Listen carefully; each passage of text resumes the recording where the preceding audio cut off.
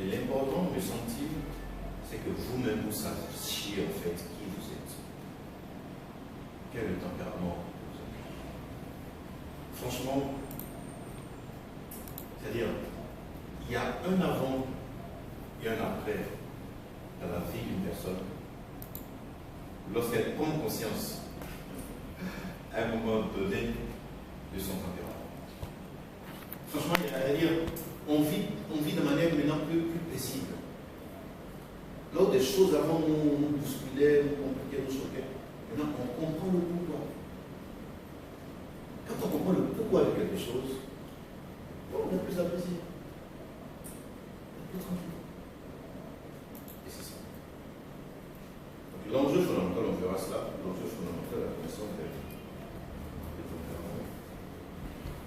Donc le tempérament, c'est pas un traumatisme d'enfance. Voyez-vous?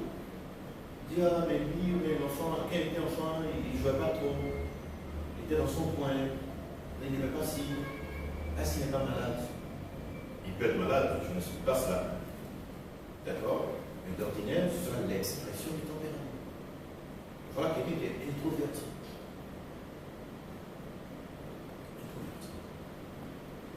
Vous verrez par exemple, au lycée, à l'université, dans les groupes en général, lorsqu'il s'agit de désigner ce qu'on appelle aujourd'hui un leader, le chef ou quoi, ceux qui se présentent spontanément, c'est qui? D'ordinaire, ce sont les extrovertis. D'accord? Parmi lesquels, justement, les colériques et les sanguins. En général, ce sont eux, c'est eux qu'on voit. D'accord? Les mélancoliques et les flegmatiques, qu'est-ce qu'ils font? Donner les races, ils sont sur la table. Oui, c'est ça, parce que le rapport à l'autre, c'est un peu dérangeant. Ça gêne. Ils sont dans le monde. Oui, vous voyez, on dirait que c'est la réaction naturelle au stimuli. Mais cela ne veut pas dire qu'un mélancolique ou un flegmatique puisse pas être chef d'équipe. Ah non, pas du tout. C'est pas du tout ce que ça veut dire. Ça veut simplement dire que le mélancolique et le flegmatique doivent travailler un peu plus sur eux-mêmes. L'un des modèles types, c'est Martin Luther King. Martin Luther King, c'est un mélancolique, un tempérament. Mais à force de faire des sermons, dans son petit groupe là, d'accord, dans sa petite église, peut-être, il est devenu franchement impressionnant. Jusqu'à son fameux I have a dream.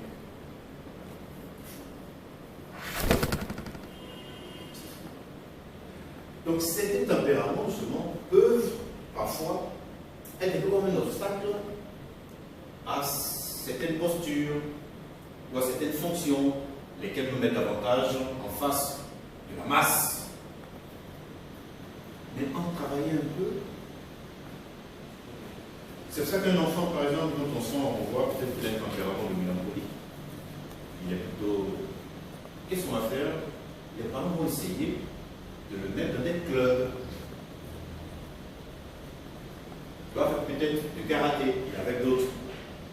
Au lieu de rester dans son coin, d'être isolé, c'est ce qu'il aime. C'est sa zone de confort d'être isolé. Le mélancolique, le flegmatique. Il est passé dans son coin. On va le sortir un peu. Ce sera un peu difficile pour lui, mais petit à petit. Petit à petit. Vous voyez? Il va gagner justement. Il va développer d'autres vertus qui vont le booster. Il devient géant. Et justement, ça se voit, notamment en tout ce qui concerne les prises de parole en public. Si d'ordinaire, le colérique a tendance à être au devant, et le mélancolique, le flegmatique, qui arrive à se vaincre parce qu'il est créatif, qu'il est imaginatif, ce que le colérique n'est pas, ses prises de parole sont plus impactantes. Parce qu'il aime donc que l'autre n'a pas. C'est ça. C'est ça. D'accord? Question? C'est bon, Père?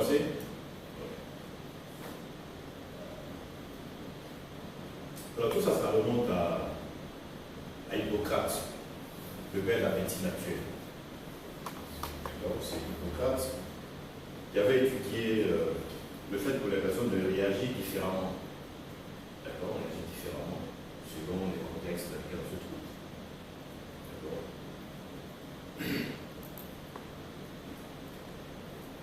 Alors le tempérament, ce n'est pas la personnalité. Vous voyez que le tempérament, on pourrait dire, pardon, la personnalité, on pourrait dire que c'est un trait global. Un trait global, d'accord, qui va intégrer tempérament, caractère, et ainsi de suite. Les passions, tout ça. C'est l'ensemble qui va définir une personnalité donnée. D'accord. Alors pour vous, j'ai interrogé ChatGPT ce matin. Je dois te demander, mais qu'est-ce que le tempérament? Qu'est-ce que la personnalité? Il me dit, la personnalité désigne l'ensemble des traits de caractère, des comportements, des émotions et des attitudes qui distinguent un individu des autres. Elle se forme au fil du temps, influencée par des facteurs génétiques, environnementaux, culturels et sociétaux. Dans un foyer, dans un couple, où les enfants ont la possibilité de dire ce qu'ils pensent, de s'exprimer, qu'ils soient d'accord ou pas, machin de choses, l'enfant se présente différemment par rapport à un autre environnement où c'est le droit d'aînesse qui a primé, l'enfant ne parlait pas, qu'il fût d'accord ou pas, c'était toujours tu. Ces deux-là, quand ils grandissent après, qu'on les met ensemble, il y a une différence. L'environnement influence. Chacun de nous ici, notre environnement éducatif a influencé notre personnalité.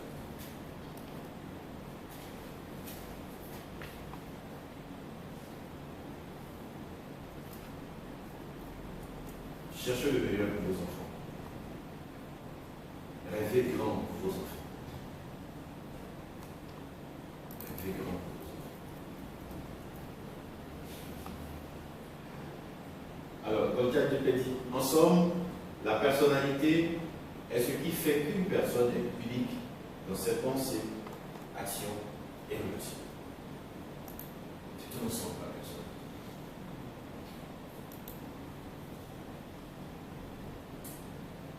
Alors, la personnalité fait référence à l'ensemble des modèles de comportement, de pensée et d'émotion d'un individu.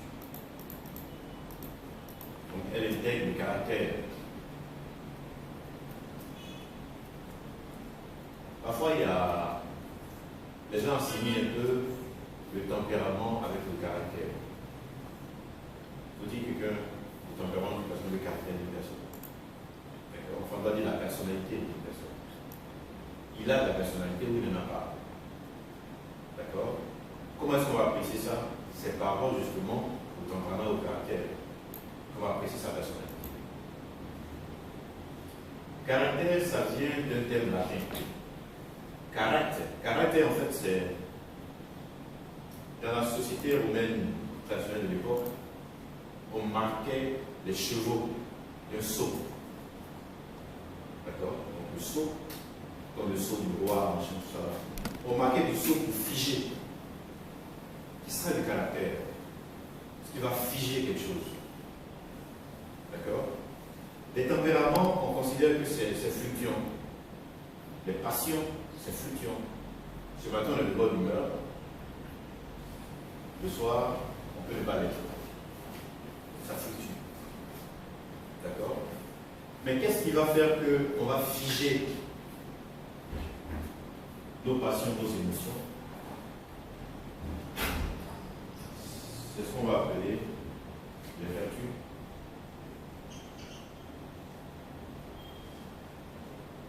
C'est avec les vertus qu'on va figer. Donc une personne qui a des vertus est une personne qui aura du caractère.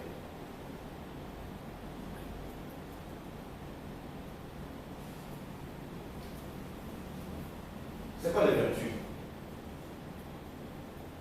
Qui veut nous proposer quelque chose?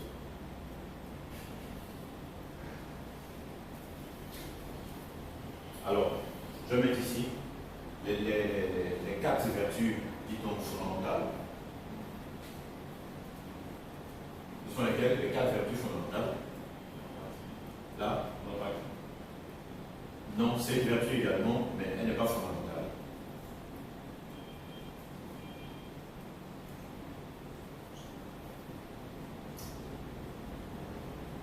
Je mets les premières lettres. P, J, F, T.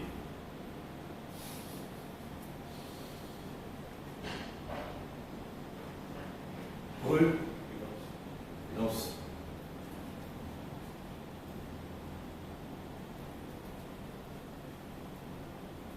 J-U,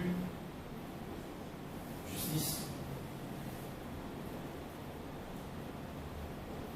Puis F, ça vous connaissez tous.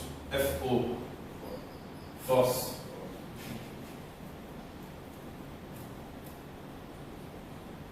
Et puis T. T-E-M-P. Tempérance. Tempérance.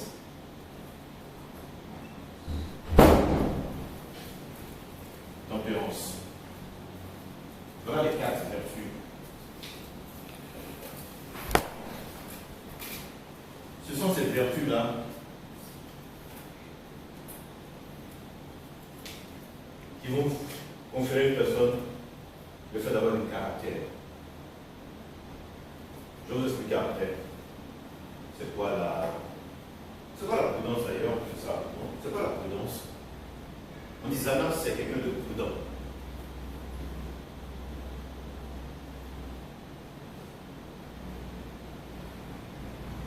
Souvent, on entend dire que moi, je n'aime pas par là. Je ne vais pas me compliquer la vie, je n'en plus.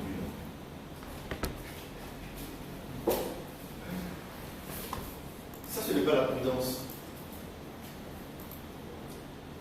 C'est pas la prudence. Ah, c'est chose matin.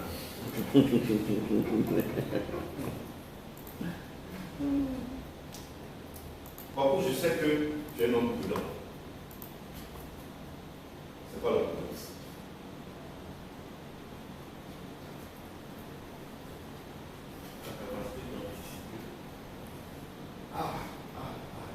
Ça c'est déjà James. Anticiper. Il faut qu'il me reste combien de temps? Je finis à quelle heure? 9h30, tu peux aller jusqu'à 11h. 1h30, ouais. Dites anticiper.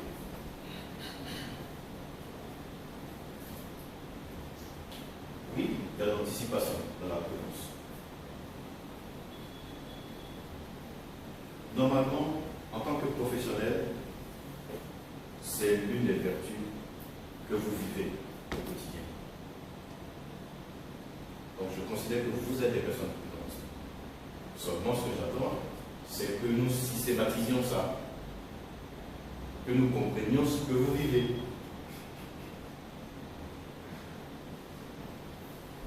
En fait, la prudence, c'est la vertu de l'action. Là où on doit agir, ça doit se faire avec prudence. Voici les conditions pour une action ou un acte de prudence.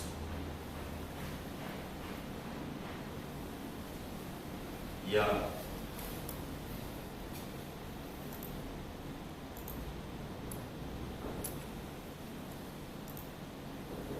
la délibération. Je vous explique ça tout à l'heure. Il y a la délibération. Il y a la décision.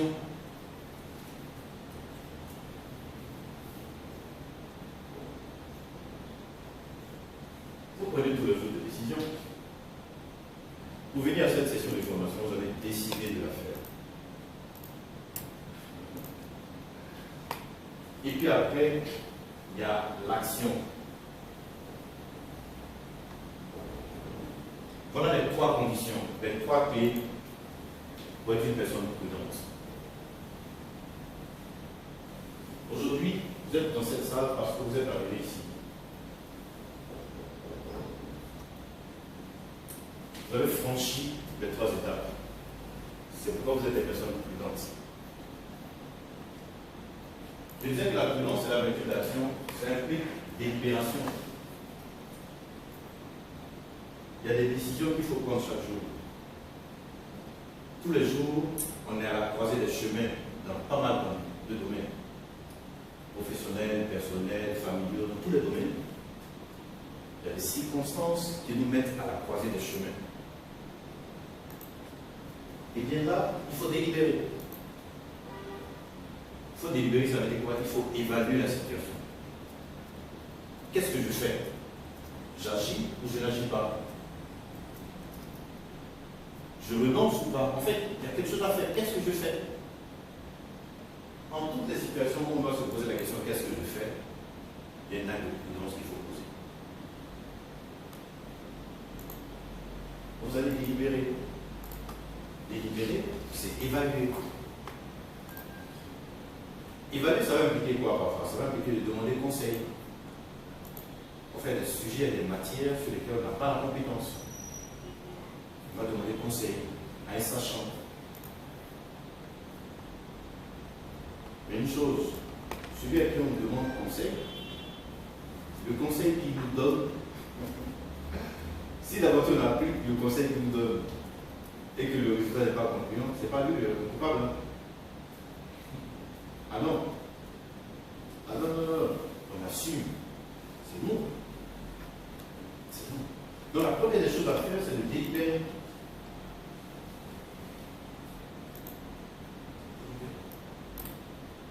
Vous devez changer d'entreprise. Vous trouvez que votre traitement est minable, qu'il n'est pas intéressant. Quand vous vous comparez à vos collègues, à vos amis et tout ça, vous trouvez que franchement, avec mon niveau, avec tout ce que j'ai, franchement, je ne peux pas rester ici longtemps. Donc je change de boîte.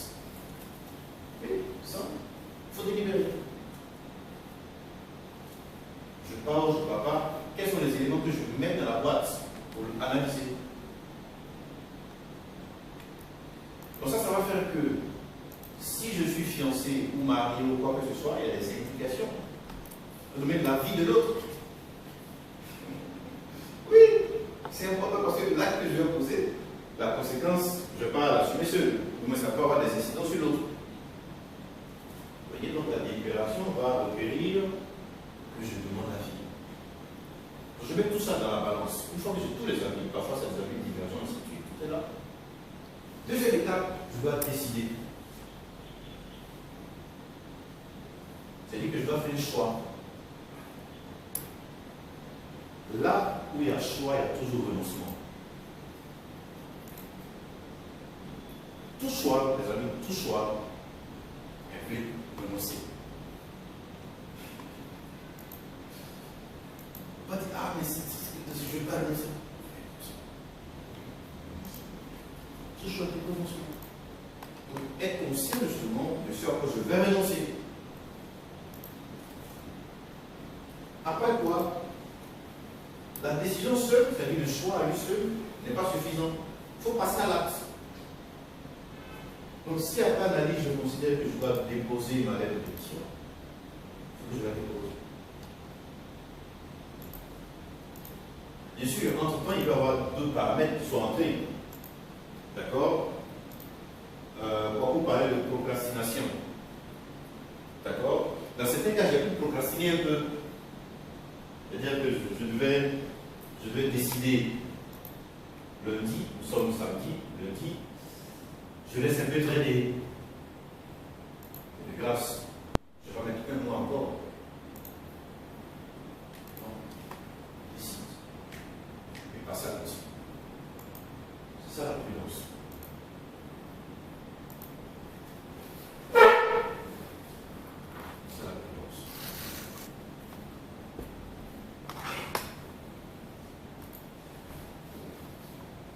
Ce sont les quatre vertus fondamentales